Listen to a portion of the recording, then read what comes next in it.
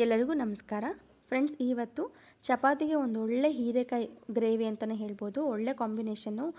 Gravy ತುಂಬಾ ಟೇಸ್ಟಿಯಾಗಿರುತ್ತೆ. ಈ ರೀತಿ ಒಂದ್ಸರಿ ಟ್ರೈ ಮಾಡಿ. ಸೊ ಇದಕ್ಕೆ ನಾನು ಹೀರೆಕಾಯಿನ ಚಿಕ್ಕದಾಗೆ ಹೆಚ್ಚಿಟ್ಕೊಂಡಿದ್ದೀನಿ. ನಿಮಗೆ ಯಾವ ಸೈಜಲ್ಲಿ ಬೇಕು, ಇನ್ನೂ ಸ್ವಲ್ಪ ಚಿಕ್ಕದಾಗಿ ಬೇಕು ಅಂದರೆ ಚಿಕ್ಕದಾಗಿ ಕಟ್ ಮಾಡ್ಕೋಬಹುದು.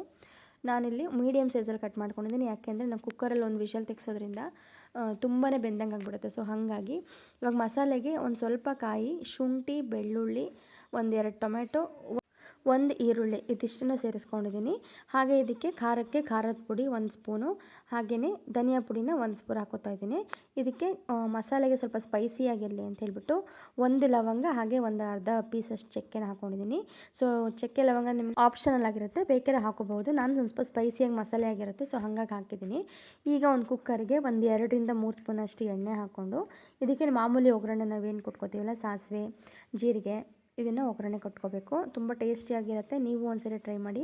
ಯಾರೆಲ್ಲ ನನ್ನ ಚಾನಲ್ ನೋಡ್ತಾ ಇದ್ದೀರಾ ದಯವಿಟ್ಟು ಫಾಲೋ ಮಾಡಿ, ಸಬ್ಸ್ಕ್ರೈಬ್ ಮಾಡ್ಕೊಳ್ಳಿ, ಲೈಕ್ ಮಾಡಿ ಅಂತ ಕೇಳ್ಕೊತೀನಿ.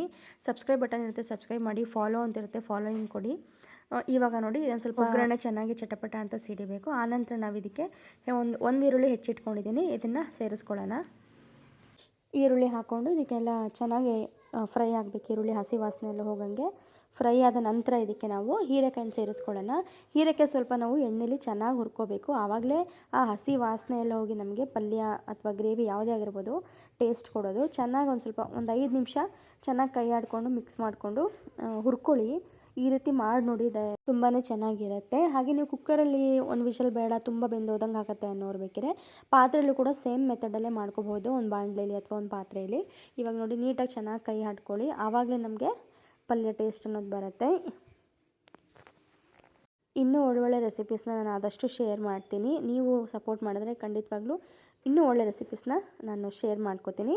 ಇವಾಗ ನೋಡಿ, ನಾವೇನು ಆವಾಗಲೇ ಮಸಾಲೆ ಜಾರ್ಗೆ ಹಾಕ್ಕೊಂಡಿದ್ವಲ್ಲ, ಅದನ್ನೆಲ್ಲ ನೈಸ್ ಪೇಸ್ಟ್ ಮಾಡಿಕೊಂಡು ಜಾರಲ್ಲಿರೋವಂತಹ ನೀರು ಮಾತ್ರ ಸೇರಿಸ್ಕೊಳ್ಳಿ. ಒಂದು ಅರ್ಧ ಲೋಟ ನೀರಷ್ಟು ಮಾತ್ರ ಸೇರಿಸ್ಕೊಳ್ಳಿ. ತುಂಬಾ ನೀವು ನೀರು ಸೇರಿಸ್ಕೊಬಿಟ್ರೆ ಗ್ರೇವಿ ಕನ್ಸಿಸ್ಟೆನ್ಸಿ ಹೊರಟೋಗ್ಬಿಡುತ್ತೆ, ನೀರು ಥರ ಆಗಿಬಿಡುತ್ತೆ.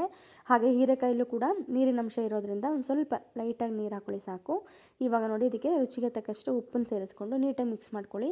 ನಿಮಗೆ ಸ್ವಲ್ಪ ಗ್ರೇವಿ ಗಟ್ಟಿ ಅನ್ನಿಸ್ತಾ ಇದೆ ಅಂದರೆ ಮಾತ್ರ ಸ್ವಲ್ಪ ನೀರು ಸೇರಿಸ್ಕೊಳ್ಳಿ. ಇಲ್ಲ ಗಟ್ಟಿಯಾಗೇ ಇರಲಿ ಅಂದರೆ ನೀರು ಸೇರಿಸ್ಕೊಳ್ಳೋಕೆ ಹೋಗ್ಬಿಡಿ. ಈ ರೀತಿ ನೋಡಿ ಮಸಾಲೆ ಎಲ್ಲ ಹಿಡಿಬೇಕು. ನೀರು ಅಷ್ಟೇ ಇರಬೇಕು, ನಮಗೆ ಜಾಸ್ತಿ ಇರಬಾರ್ದು. ಗ್ರೇವಿ ಆದಮೇಲೆ ನಮಗೆ ಹೀರೆಕಾಯಲ್ಲಿರುವಂತಹ ನೀರಿನ ಅಂಶ ಬಿಟ್ಕೊಳ್ಳೋದ್ರಿಂದ ನೀರು ಹಾಕೋ ಅವಶ್ಯಕತೆ ಜಾಸ್ತಿ ಇರೋದಿಲ್ಲ.